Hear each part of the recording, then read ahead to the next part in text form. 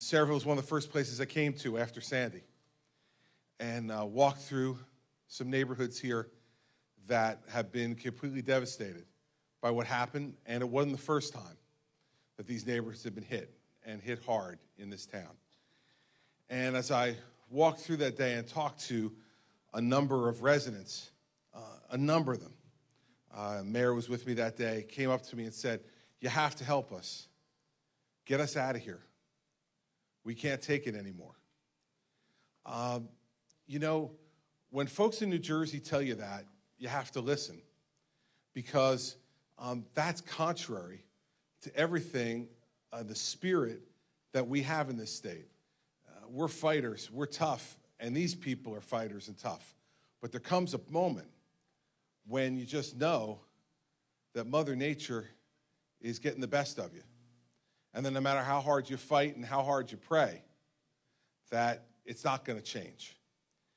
And so I listened really hard to those voices. And I have to tell you that some of the people I met that day have been in my mind for the last nearly 7 months.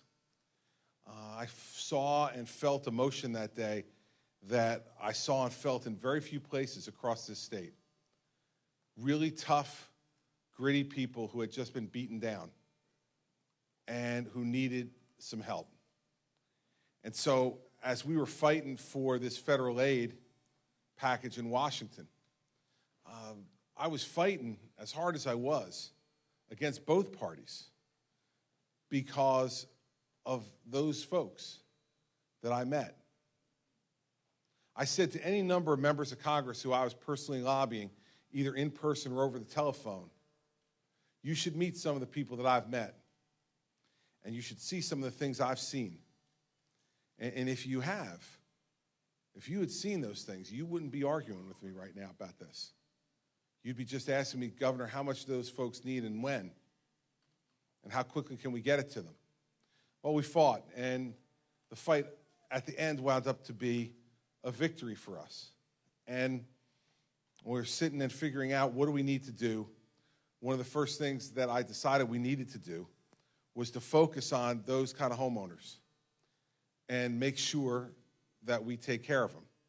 So what I'm happy to come to Sayreville to announce today is that the federal government has approved giving us $300 million to buy out homes, and we're going to start right here in Sayreville.